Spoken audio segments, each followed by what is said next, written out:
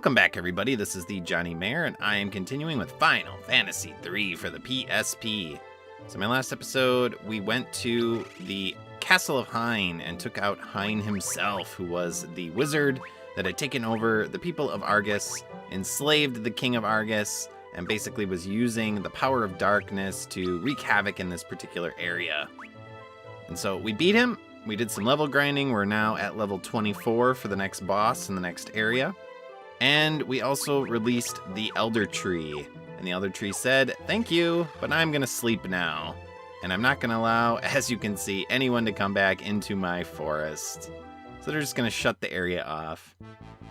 So now our task is to find a way to get to the surface world. Now, if you head back to Takal, basically all the citizens say the same things. They say, "Thank you from the bottom of our heart, you did great." And they also tell you a few things we already know about the world and a few things going on in the world. But we're gonna head back to Argus. We have to find a way in order to access the surface world because we are still on the floating continent. Now, to access the surface world, we're gonna have to get an airship. And if you remember, our airship blew up way back in episode 3 or 4 of this Let's Play. And essentially, we were using it to destroy a huge rock, and it shattered all to pieces.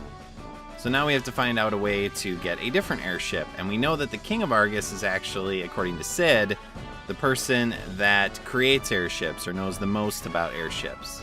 Which is interesting, because obviously in Final Fantasy IX, Sid is the premier person related to airships. So we're going to head back into Argus and talk to him. First, we're going to head to the left tower over here, because there's a new person in here that is only accessible after you beat Hein, and he will give you a couple of elixirs. So he'll give you 2 elixirs, which again are good, because they restore your HP and MP. So then we're going to head back to the entrance area.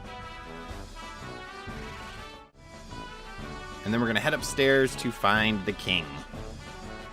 Because the king actually has something that we need. And that is a special item that will allow us to retrofit the ship that we have into an airship. And that is the Wheel of Time. We're not talking about the Robert Jordan series, which is a good book series. I've read it through a couple of times. It gets a little long at times. It's 13 books, I think. Each one's about 1,000 pages, so it's a significant time investment. But in a lot of ways, it's a really good fantasy series if you're interested in that sort of thing.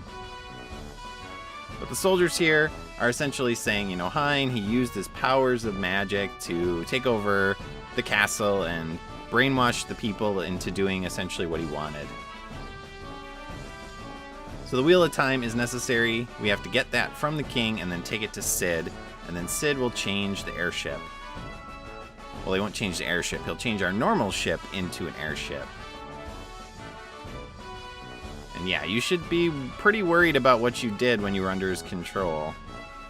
Kind of that soldier's remorse, right? Following orders, whether knowingly or not, sometimes can lead to atrocities. I think he was talking about Desh. Now, in the original, the Famicom version, it wasn't called the Wheel of Time, it was called the Time Gear, at least in the fan translation. And you're welcome. It's our job as Warriors of Light, or the Light. So, a few other tips here that I've already revealed about certain job classes and also hidden areas in the castle. It's a little distracting. I mean, this has been going on the whole time, and that it's kind of just a thing in this game, but the way that they kind of bob in place when they're standing still, it reminds me a little bit of the game Overblood, if you've ever seen that, which is a PS1 action-adventure game, kind of in the vein of Resident Evil. But in that game, the main characters kind of constantly move when they're standing still and shift around, and the characters are doing that here too. But it is what it is. So we're gonna head out now that we have the Wheel of Time. We'll exit the castle, we'll go to the entrance, and then we're gonna head back to Canaan. So let's do that. I will see you outside in a little bit. All right, so we are at Canaan.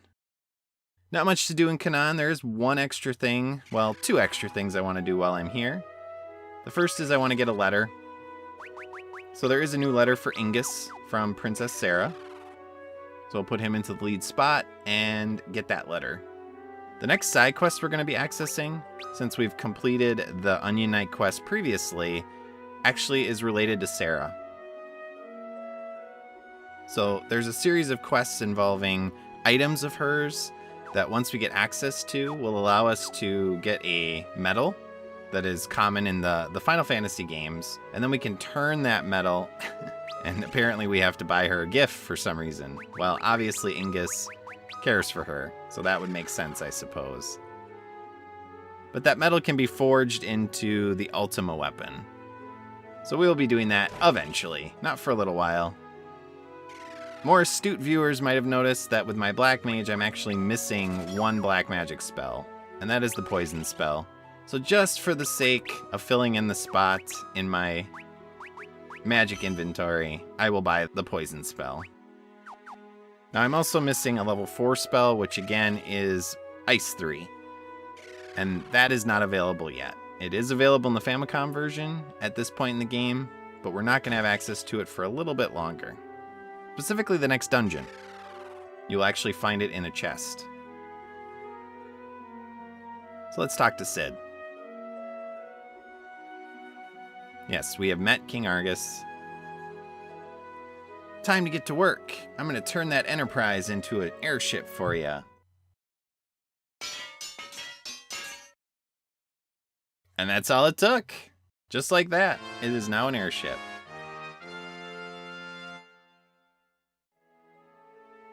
Pretty sweet. Caveat being, we can only land in water. And that's because it obviously was a regular ship to start with. Back to our own world. What are you talking about, Cid? Watch their eyes here in a sec. It's time to know the truth. You four are not from this world. All their eyes got super big. Oh no, that's not good music. 10 years ago, Cid was flying his airship, and all of a sudden the airship was taken over by the darkness. Lots of people on that airship. We're going down! Probably. There were no survivors. It crashed. Cid was the only one who survived. Everything was aflame. Wait, maybe there was something else? Ah, so the 4 heroes also survived. They were little kitties. We would assume, since it was about 10 years ago, they were maybe 6 or 7, because I think they're supposed to be around 16 or 17, maybe 18 years old. Generally in Japanese versions of the game, they're younger. Most of the time in these older games, the heroes are roughly around the early teens. But because of that, and because it tends to be a little bit more taboo to have stuff related to younger people in the United States and other areas of the world, they tend to up the age of the characters when they translate and release the game other places outside of Japan. So Cid says, you have to go check it out. So let's do that. So our job is to head back to the surface world. So we push the X button, or cross button as Cid said. We get an airship. It still can't go over mountains. But what's important is it can go off the map. So let's do that. Let's see what's out here in the great beyond.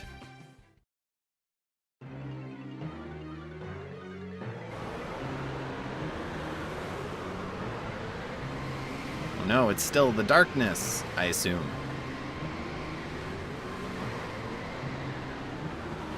It's trying to push us off the ship. And it's draining our strength. That's not good. Now, it doesn't actually drain our strength. You would think with a line like that, maybe you would have like a weakened party in terms of like hit points or level or something, but it doesn't. You're fine. It's just for exposition and dramatic effect.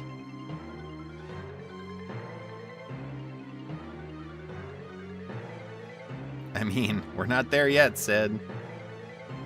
That's our goal. You lads and Refia.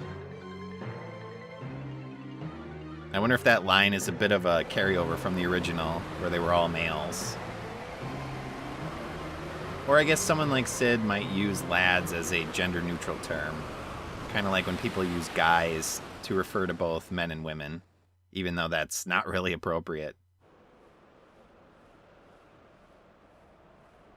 We're through! We did it! We got here! And now, I want you to remember this reaction. It's so sprawling. That's his initial reaction to this massive area of just desolation. Now, you can head back at any time to the floating continent, so feel free to do that if you want to go back to previous shops or talk to people, so on and so forth. But beyond that, there is not much going on the surface world, as you can see. There are 3 points of interest, 3 areas that are notable on our map. And the one we want to go to first is the one that's in the north. So in Final Fantasy games, the map does wrap around. So instead of going all the way to the east and then heading north, instead I'm going to head a little bit to the south to get in line with that location, and then we'll head down to it. The key is trying to figure out where it is, because as you can imagine, there aren't a lot of points of reference. So this is all water. It doesn't really look like water. I guess it's tainted by the darkness or whatever. We'll use our gnomish bread to see about where we are. Okay, we're pretty much north of the location we want to get to. But it is water, and I don't think there are enemies in the water. There might be. I've never actually tried. Obviously, you don't get into fights when you're in the airship. There's no death gaze or doom gaze in this game. But we have a destroyed ship here, the wrecked ship. Some pretty somber music. Let's head downstairs in the ship and see what we can find. Doesn't seem to be much going on. But on this floor, we're going to find a couple of chests. And we're also going to find a few people. First we get the blood sword. Interesting item. Classic Final Fantasy item. So it is a sword that when you attack, it restores your HP. So there are points where it's going to be helpful. It's not as helpful on the final boss, for example, as it was in Final Fantasy II. If you remember from my Final Fantasy II walkthrough, the blood sword destroyed the final boss. They nerfed it quite a bit in this version. But this old guy, I know that's supposed to be a beard, but it always now kind of looks like a beak. But obviously it's a beard. But he lets us know that the world has been taken over by darkness. Time has actually stopped because of the darkness. Things are frozen out there in the world. And then we look at Refia, who is a white mage, and we say, maybe there's something in our bag that could help this person. So what do we need to use? We don't have to use another elixir like we did for Mrs. Sid, do we? No, fortunately we do not. We can just use a potion. And that causes Miss Aria to jump to her feet. Or at least sit up. So in the original, it was an antidote. Similar to when we were in the village of the Mini People.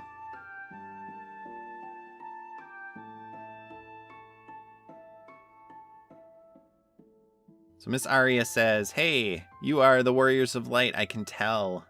The crystals have chosen you. It is your job to unfreeze time and help the people of the surface world. Although I'm not sure they're aware that it's a surface world.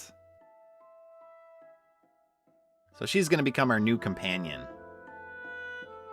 So she wants us to head to the Temple of Water. She's coughing too. That's not good.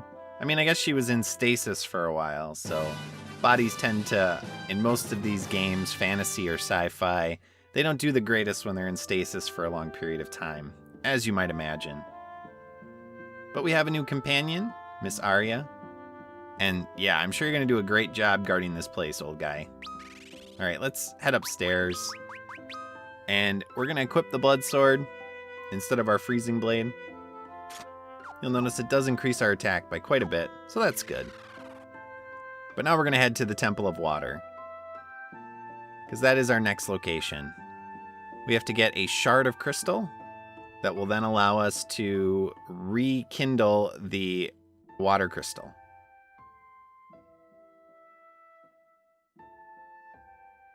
Apparently we're back up on the deck, even though we're still below deck. Yes, it's really inside of us, purple-eyed Lunith. Alright, let's head outside. Okay, so where we want to go is pretty much directly south. You do have to head a little bit east. And that is the Temple of Water. So you go to the Temple of Water. Within the Temple of Water, there is a branching path to the right that'll take you to some recovery springs. So if you don't want to do your level grinding previously in some of the earlier areas, which can take a little bit longer, I just wanted to get it over with before I did this episode. But you can wait. You can do it in the next dungeon where the enemies are a little bit harder, and they do give you a little bit more experience. So that level grinding may be a little easier. So the recovery pools are to the right here, but we're going to head to the north because we need the Shard of Crystal. If you came here previously without Aria, the shard would be behind a barrier. And if you tried to enter the next dungeon area without Aria and this crystal shard, you would not be able to progress because a door is in the way that blocks your path, also protected by a barrier. So that's where we're going to head next time. We're going to head into the Cave of Tides. We're going to try to find the water crystal, and we're going to try to release the people from this time warp. So as always, viewers, thank you for watching. I hope you enjoyed this episode. We have a brand new world to explore. We just have to get everyone up and going again, right? But we'll be interested in finding out where the other crystals are, what exactly is going on, and how we can try to save this world so that ultimately we can stop the spread of darkness. So I'll see you all next time. So long.